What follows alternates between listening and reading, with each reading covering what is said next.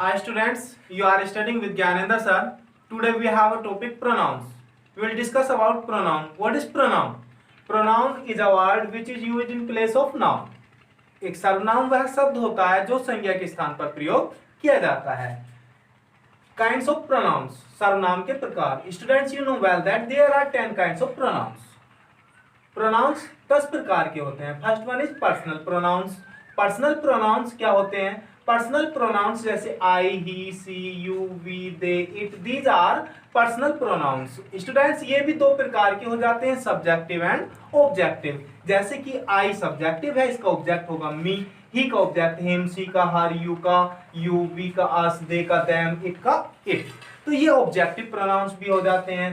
तो बात करते हैं अब इसी में पर्सन भी निकल कर आते हैं. स्टूडेंट्स, आप जानते हैं कि इंग्लिश में 3 पर्सन होते हैं, first person, second person and third person. तो फर्स्ट पर्सन के प्रोनाउंस आई और वी होते हैं. सेकंड पर्सन का प्रोनाउन यू होता है. ही, सी, इट, दे ये थर्ड पर्सन से बिलोंग करते हैं. इस प्रकार से ये हमारे पर्सनल प्रोनाउंस हो जाएंगे. Next one is interrogative pronounce. तो स्टूडेंट्स, इंटेरोगेटिव प्रोनाउंस जो हमारे इंटेरोगेटिव वर्ड से बने होते हैं. इंटेरोगेटिव वर्ड्स को हम वाक्य की बिगिनिंग में यूज करते हैं. जैसे कि हुज बुक इज दिस, यह किसकी किताब है. What are you doing here? आप यहाँ क्या कर रहे हैं. तो इनको बिगिनिंग ऑफ द सेंटेंस में यूज करेंगे तो ये हमारे इंटेरोगेटिव प्रोनाउंस कहलाएंगे.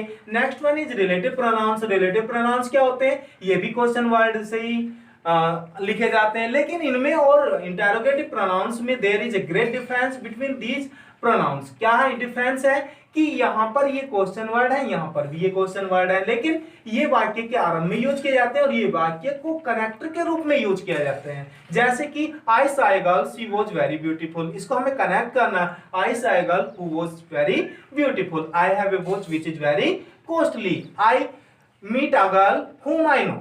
These kinds of relative pronouns are used for connecting more than 2 sentences or 2 sentences. Next one is reflective pronouns. Reflective pronouns, myself, herself, yourself are reflective pronouns. Reflective pronouns में हम क्या करेंगे students कि reflective pronouns में जैसे कि हम जानते हैं आई के साथ माई सेल्फ को यूज किया जाता है, सी के साथ हर सेल्फ को, यू के साथ योर सेल्फ को, इट के साथ इट सेल्फ को. तो इसी प्रकार से ये रिफ्लेक्टिव प्रोनाउंस भी अपने की अंग्रेजी के लिए भी यूज होते हैं. जैसे कि I bought my self a new book. तो ये सेंटेंस मैंने आपको बोला.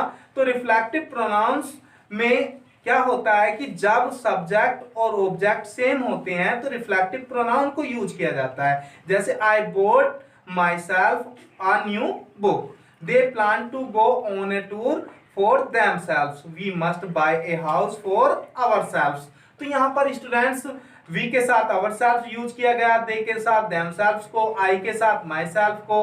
तो ये इस प्रकार से आपके हो जाएंगे रिफ्लेक्टिव प्रोनाउंस. अब नेक्स्ट वन आता है एम्फेटिक प्रोनाउंस. एम्फेटिक प्रोनाउंस क्या होते हैं कि ये सुफिक्स सेल्फ और सेल्फ्स को ऐड करके बनाए जाते हैं. और स्टूडेंट्स, इनको ध्यान रखना है कि ये सब्जेक्ट के तुरंत बाद ये जो सुफिक्स लगेगा सेल्फ और सेल्फ्स, यानी कि सिंगुलर के साथ में सेल्फ और प्लूरल के साथ में सेल्फ्स. तो सिंगुलर के साथ में जब आप सेल्फ को यूज करेंगे तो इसको जैसे कि माई सेल्फ ही यूज कर रहे हैं आप, तो यहां पर आई के साथ माई सेल्फ यूज करेंगे, लेकिन कहां पर? सब्जेक्ट के बाद. यानी कि ये एम्फेटिक प्रोनाउंस सब्जेक्ट के बाद में यूज किए जाते हैं. जैसे कि I myself did my work. I myself did my work. She herself cooked her breakfast. They themselves completed their project. These kinds of pronouns are called emphatic pronouns. Okay. Next one is reciprocal pronouns. Reciprocal pronouns क्या होते हैं कि ये each other और one another, ये दो each other और one another जो है ये reciprocal pronouns हैं. इनमें क्या होता है कि ये दो के लिए, जैसे कि बात करते हैं दो के लिए each other को यूज करते हैं और दो से अधिक वन अनदर यूज किया जाता है. जैसे कि Mohan and Sohan fought each other. Mohan और सोहन ने एक दूसरे से झगड़ा किया, तो यहाँ पर दो हैं तो दो के लिए ईच अदर यूज किया जा रहा है. We must love one another. हमें एक दूसरे से प्यार करना चाहिए. हम बहुत सारे हैं, यानी कि दो से ज्यादा, 3 भी हैं, तब भी आपको वन अनदर आएगा, और 2 हैं तो ईच अदर आएगा. It is very important for syntax also. अब बात करते हैं पॉजिटिव प्रोनाउंस की. तो स्टूडेंट्स, पॉजिटिव प्रोनाउंस क्या होते हैं? जैसे कि हम अपने की अंग्रेजी यूज करते हैं माई, हर, हिज. इस प्रकार से हम सेंटेंस बनाते हैं, यह मेरी किताब है, दिस इज माई बुक आप यूज करते हैं। तो इस सेंटेंस को इस प्रकार से भी बनाया जा सकता है, दिस बुक इज माइन।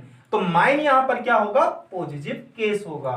तो इस प्रकार से माइन, आवर्स, योर्स, हर्स ये बाद में यूज किए जाते हैं सेंटेंस में। तो इस प्रकार से ये आपके हो जाएंगे पॉजिटिव प्रोनाउंस। जैसे कि his story is more interesting than yours, उसकी कहानी तुम्हारी कहानी से अधिक रोचक है। तो योर्स यहाँ पर पॉजिटिव प्रोनाउंस हुआ, ये एंड में यूज किया गया है। इस प्रकार से नेक्स्ट वन है डेमोन्स्ट्रेटिव प्रोनाउंस। डेमोन्स्ट्रेटिव प्रोनाउंस क्या होते हैं, जैसे कि this, this, that, this, that, these, those, ये आपके डेमोन्स्ट्रेटिव प्रोनाउन होते हैं। और ये इंपॉर्टेंट है स्टूडेंट्स, ये टैट एग्जाम में पूछा गया था दिस को कि ये किस प्रकार का प्रोनाउन है। तो डेमोन्स्ट्रेटिव प्रोनाउन में क्या होगा, दिस, जैसे कि दिस इज माय बुक, यह मेरी किताब है। दैट इज योर पेन, वह तुम्हारा कलम है। दीज आर माय बुक्स, यह मेरी किताबें हैं। तो ये इस प्रकार से यूज किए जाएंगे demonstrative pronouns. Next one is distributive pronouns. Distributive pronouns क्या होते हैं स्टूडेंट्स,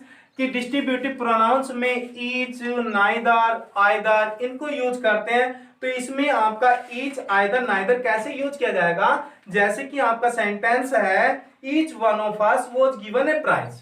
ईच वन यानी कि डिस्ट्रीब्यूट कर दिया, each one of us was given a prize, यानी कि ईच वन ऑफ अस का मीन्स क्या हुआ कि हम में से प्रत्येक को उपहार दिया गया। हम में से प्रत्येक को यानी कि डिस्ट्रीब्यूट कर दिया गया। तो यहां पर neither of them was selected, उनमें से कोई भी सेलेक्ट नहीं हुआ। तो यानी कि यहां भी डिस्ट्रीब्यूट हो गए।